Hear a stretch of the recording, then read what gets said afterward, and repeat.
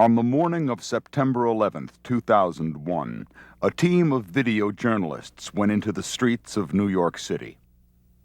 Over the next 24 hours, they captured the horror and human drama of the unfolding tragedy.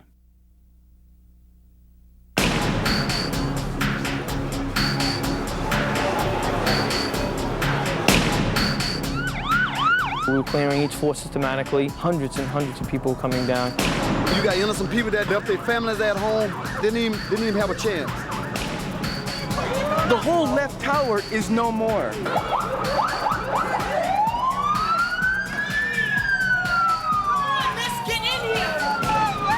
And then all of a sudden it hit again. We kept on running, and the tower came. Next thing we know, we don't see one nor two. Everybody that was on that plane is dead. We don't know how many people are dead in the World Trade Center. All the steel from the building, all the facade from the building, there's papers everywhere. Looks like a war zone.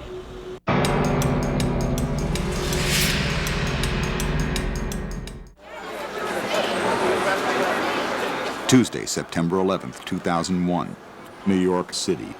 People are in a hurry. It's business as usual. It's election day, the New York primary, and for lots of kids, it's the first day of school. As people will later remember, the day dawns crisp and clear, a perfect fall morning in New York. People on their way to work can read about the economy, but sports dominate the headlines. Will Barry Bonds break the home run record? Will Michael Jordan return to the NBA? That's what's on people's minds on the morning of September 11th, 2001. It's just a typical day in New York. Then, at 8:45 a.m., everything changes forever. Out of nowhere, American Airlines Flight Number 11 crashes into the North Tower of the World Trade Center. A landmark of the New York City skyline for a generation, the 1,362-foot-high World Trade Center Number 1 hemorrhages smoke and flames. New Yorkers, used to the sound of sirens, turned south, standing stunned in the street, gaping at the hole in the burning tower. A first wave of firemen, police, and EMS crews from all across the city descends on Lower Manhattan. That we were clearing each floor systematically, and as we were going up, of course, people were coming down. Hundreds and hundreds of people coming down. Any public vehicle that can support the rescue effort is commandeered. Firefighters are carted to ground zero by the busload, and the morning's just begun. Smoke and flames continue to pour out of the Trade Center. The plane has pierced the building's steel and glass shell, cutting off anyone above the 90th floor from any possible escape.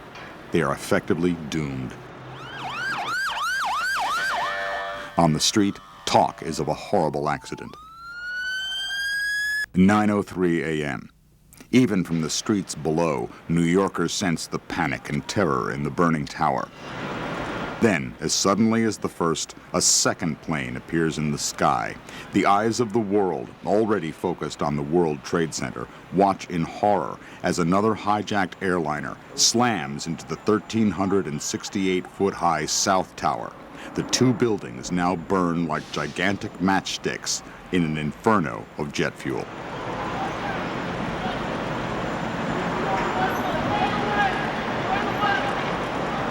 I saw two planes coming down.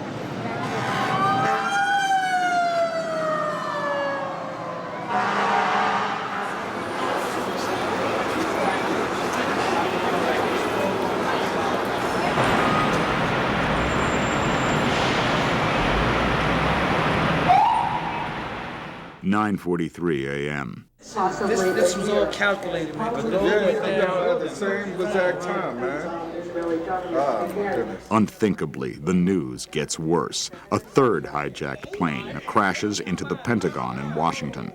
The country's worst fears are confirmed. America has suffered a devastating terrorist attack. People are scared. No one knows if the attacks have ended.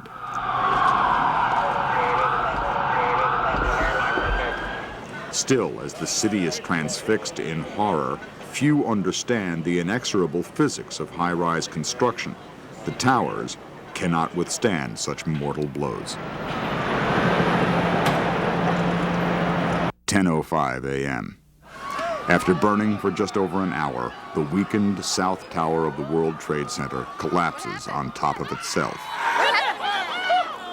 In an instant, it is erased from the Manhattan skyline.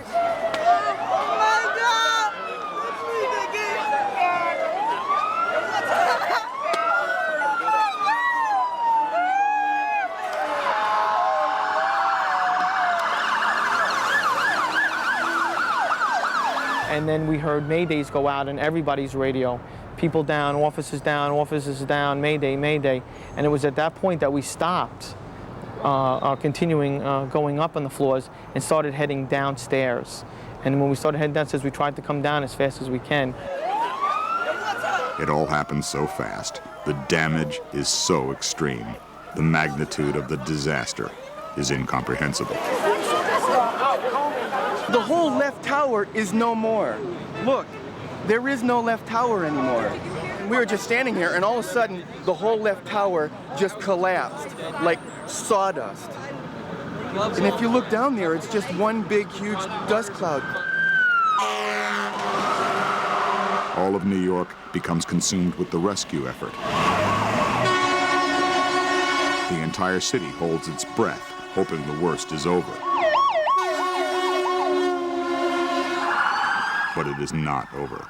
Emergency services go into crisis mode. Securing important sites against more attacks is on everyone's mind. Subways, bridges, tunnels, and roadways are shut down. Lincoln Holland tunnels, George Washington Bridge are all closed. The Tappan Zee Bridge is open at this time. East River bridges and tunnels in and out of Manhattan are also shut down at this time, as is all of the airport activity nationwide. I feel so bad for the people that were in that building. All the people trying to get out, all the rescue workers that must have been around the building when it came down. It's just unbelievable. It's just like a bad dream. Those at a safe distance from Ground Zero are desperate for news of loved ones. If what happened to the second left tower, the right tower, the same thing is going to happen. The right tower is still standing, but what happened to the left tower? They can't get up there and stop that fire. That whole same thing's going to happen to the right tower. 10:10 a.m.